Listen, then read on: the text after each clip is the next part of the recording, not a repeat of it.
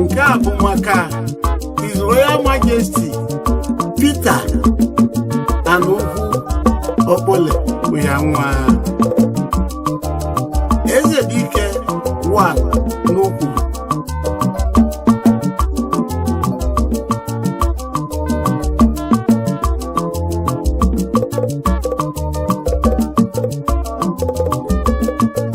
Ana-agaba obodo anyị okwulu dunu karịa anyị ekene Igwe Chileze na be anyị.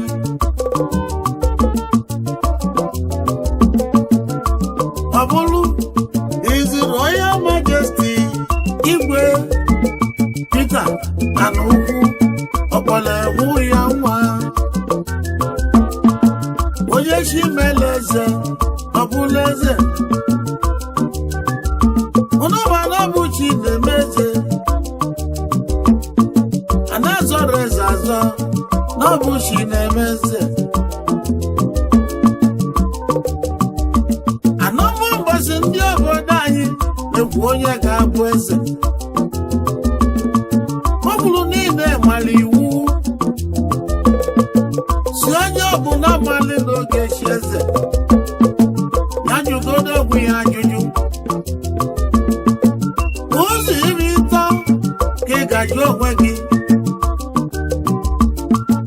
Iri ga-ajụ onwe gị bụ etolukwere m isi eze, enwekwere m obu aka, enwekwere m nnukwu kọmpaụnd.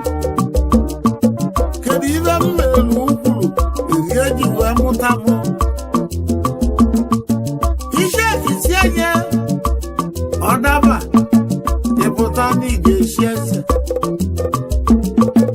Ukwuru nechesie gị anya ọ bụ na izuru ichi eze ishiela anyị eze.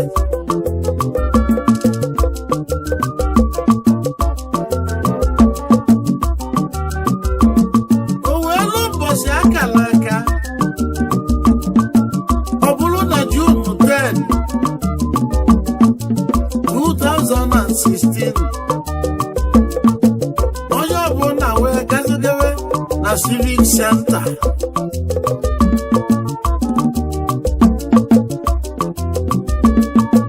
Ewee jụwa ajụjụ kedu onye meritiri isi eze, onye na-alụrụ ụkwụrụ ọrụ, onye nwere bigi kọmpaụnd ebe dị abụọ ọbala. Echekisie ọ bụrụ Peter Anukwu Okpole mụ ya nwa. Ụkwụrụ niile wee kwekọrịta si were eze ga-enye Anukwu gochiela anyị eze. Maka na Anukwu Okpole mere ibe anyị ji kpọrọ ya omela ọra bụ anyị ihe. Ọ na-enyere ogbenye aka, ọ na-enye scholarship, ọ na-alụrụ ụkwụrụ briji eji eji ezi akụ. Onye ọbụla chiri fada n'ukwu ọ na-ebunye ihe moto. Ụlọ ahịa alụrụ na bụ ụkwụrụ Anukwu rufuru mancha with aluminium ya n'ụlọ ụka Central School roof onye with aluminium ya na udo dị mma roof onye with aluminium. Anukwu chọrọ ịnụ nwanyị wee jebe Ọka n'ụta Elizabeth Adaeze Efe ọsọ nwunye ya nwa eze nwanyị ahụ. Ibe omelọra enyikwa nwa omelọra eze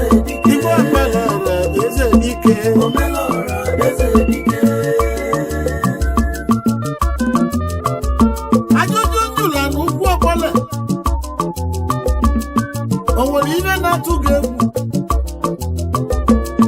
ana ugwu sịrị m mba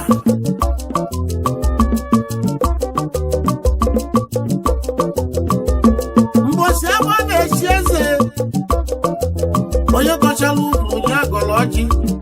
maka na ọ dị 120 years eze a na ukwuru nke na-ekpunye okwu eze ya nyere na ụkwụ ọgọ n'aka ọbụrụ kwuru niile ezusigo n'ukwuru niile ezusigo kwekọrịta na ụkwụ ya abụla anyị eze ewee kpọọ ya igwe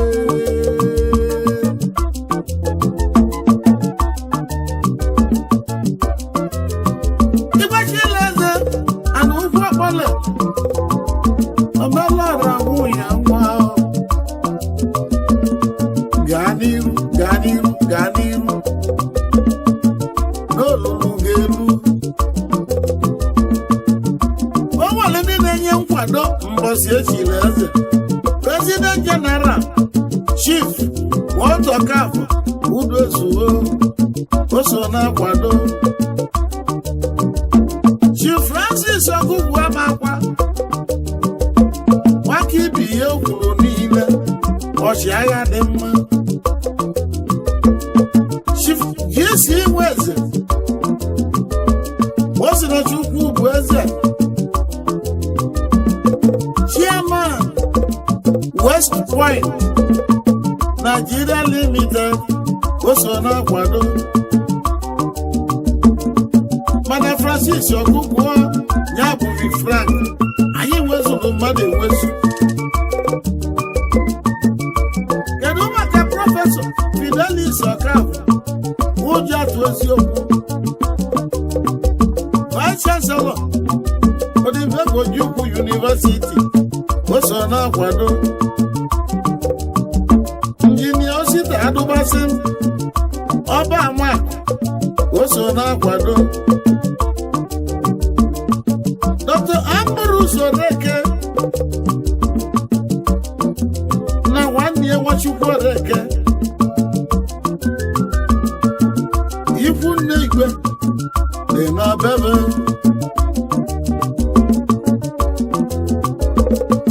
o si mụ kenele ihe ndị ezigbo ọyị ya Chifabian Nwora egbu ike na ọsụmbe enyi ya Efa Properties Limited na Nigeria gburugburu Chairman Top Rank Hotels Nigeria Limited ezigbo ndị Evelyn nwanyị ọma ọmọ obi ibie Dr. Lawrence Ojemeni ọnwadati lọra n'ọkụzụka ome o so na-akwado Lento Aluminium Nigeria Limited Morocco agamagozie lozozie ngozi bụ ọkpa omelọra na n'ise kedu maka Chief Francis Nwakamma Udeko mmiri na na-achala onye mmiri achala mmiri ọma mmiri achala mmiri ọma mmiri achala mmiri ọma mmiri achala mmiri ọma His Royal Highness Igwe Austin Nwankwọ Igwe Agụ n'isi agụ Ọyịọma o so na-akwado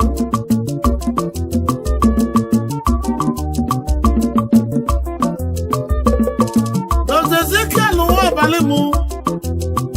Chinyelu Ugo na ọkụzuo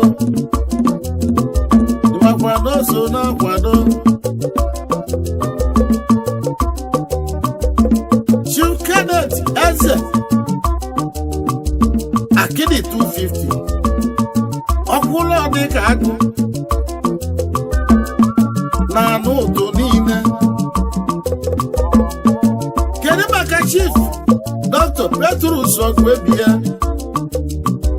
Chairman Petrus Hotels Nwakibia na Mishi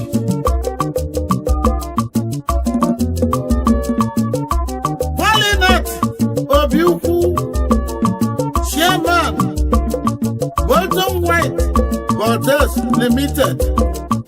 onye mụ nna bụ enyi ekene dịrị Dr. Wuliwe Obianọ Agbakwe Dike onye Aguleri onye ọma Executive Governor nke Anambra Steeti ezigbo anyị mụ ka zuru n'ụzọ Alfonso Sobi Ibeke ụbanese sụgbọrọ ụlọ ugwu na mmịamị na Nsugbe okwu ekpu n'ọnụ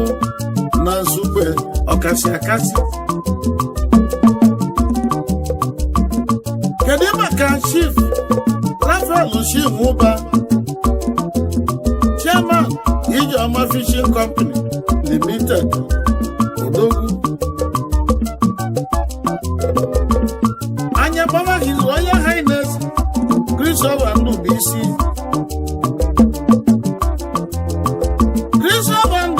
Akpala eze nebo na agwa eze bụ onye ukwu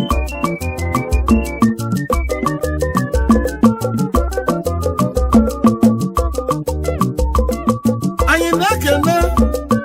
Honorable Sir Godwin Ezenagu Ochendo ndị Igbo na Kano Ochendo na Mgbakwa Bọgụ former Commissioner for Agriculture na Anambra Chairman Anambra State Housing Development Corporation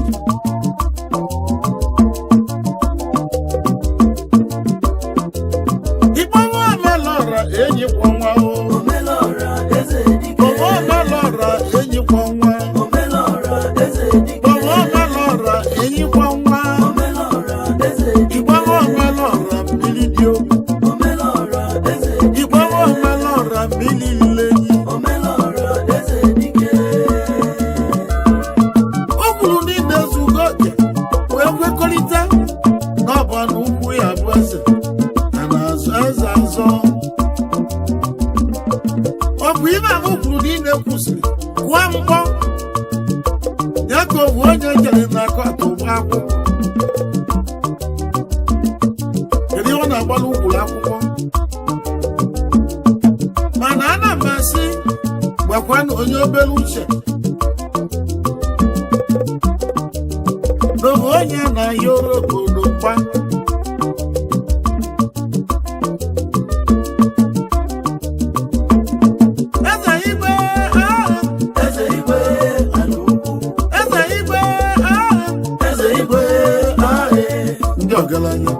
Ekwere ndị obodo ji wee biri ekwere ndị obodo ji wee biri ndị na-alụ ụlọ obodo ọlụ ndị na-agba mbọ ka obodo dị mma Omelora ọgaranya maka mma n'Okolobịa ọgaranya maka mma n'Okolobịa ọgaranya maka mma n'Okolobịa anụ ugwu wali ya gaba enenere jọlụ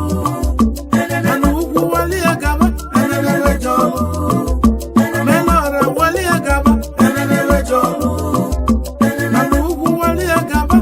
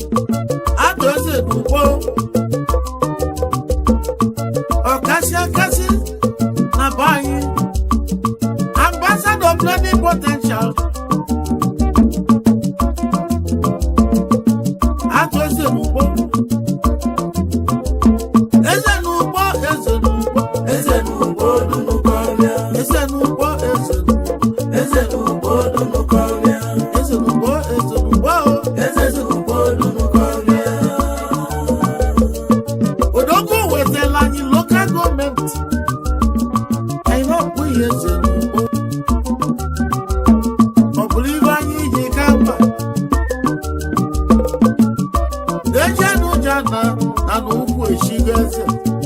ụlọ ikpe ndị obodo anyị ka nkene Chinedu Nwadigwe oke osisi alụsị ego ndị Igbo na Malaysia Morocco na Malaysia kedu maka oke nwa Ifeanyi Chukwudezu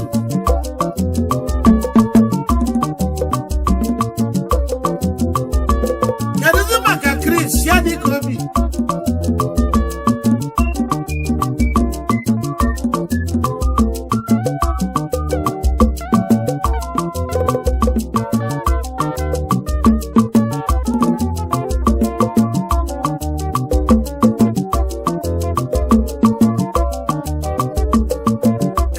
Yadikobi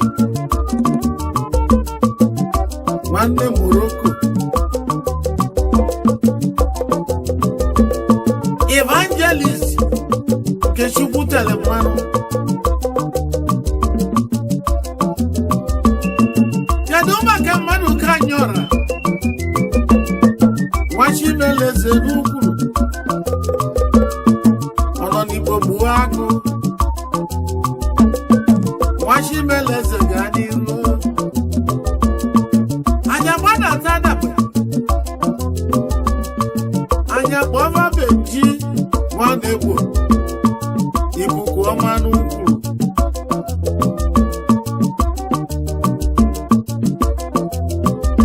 ndị adaba nwere Oshiora na bebe ọ bụrụ Ikechukwu Ilebi chairman ndị adaba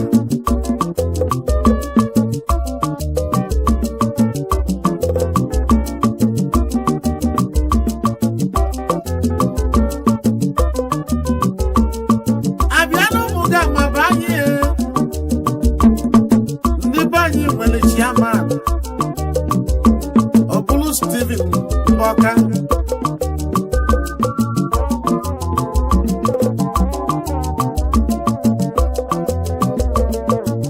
Emeka Morocco kedu ihe na-ese okwu n'ọkwa na ọkịka na-ese okwu